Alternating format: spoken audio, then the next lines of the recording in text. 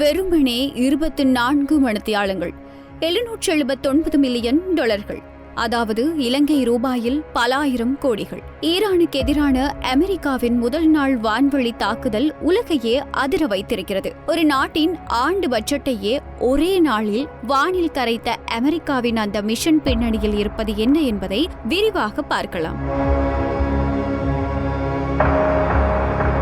இந்த தாக்குதலில் அமெரிக்கா தனது ஆகச் சிறந்த போர் இயந்திரங்களை களமிறக்கியது. மிசோரி விமானப்படை தளத்திலிருந்து சீறி பாய்ந்த 4 B-2 ஸ்டெல்த் குண்டுவீச்சு விமானங்கள் ஒவ்வொன்றும் 907 கிலோ எடையுள்ள ஜேடாம் வெடிபொருட்களை ஈரானின் இலக்குகள் மீது தாக்கியது.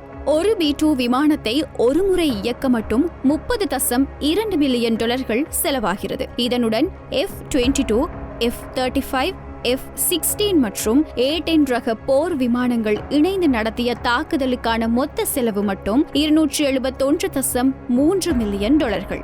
வானில் மட்டுமல்ல, கடலிலும் அமெரிக்காவின் ஆதிக்கம் கொடூரமாக இருந்தது. சுமார் 200 டோமாஹாக் ஏவுகணைகள் ஈரானின் ராணுவ நிலைகளை துவம்சம் செய்தன. இந்த ஏவுகணைகளுக்காக மட்டும் செலவிடப்பட்ட தொகை 340.4 மில்லியன் டாலர்கள். விமானம் தாங்கி கப்பல்கள், அழிப்பு கப்பல்கள் மற்றும் வான் பாதுகாப்பு அமைப்புகளான பேட்ரியோட் மற்றும் தாட் ஆகியவற்றின் ஒரு நாள் பராமரிப்பு செலவு 15 மில்லியன் டாலர்களை தாண்டுகிறது. ஒட்டுமொத்தமாக வான்வழி மற்றும் தரைவழி சொத்துக்களின் பயன்பாட்டிற்கு 423.6 மில்லியன் டாலர்கள் செலவிடப்பட்டுள்ளது. இவ்வளவு பிரம்மாண்டமான தொகையை ஒரே நாளில் செலவழித்தாலும் இது 2026ஆம் ஆண்டிற்கான அமெரிக்க பாதுகாப்பு வரவு செலவு திட்டத்தில் வெறும் 0.1% மட்டுமே என்பதுதான் ஆச்சரியமான உண்மை. ஆனால் இந்த தாக்குதல் ஈரானை மட்டும் பாதிக்கவில்லை.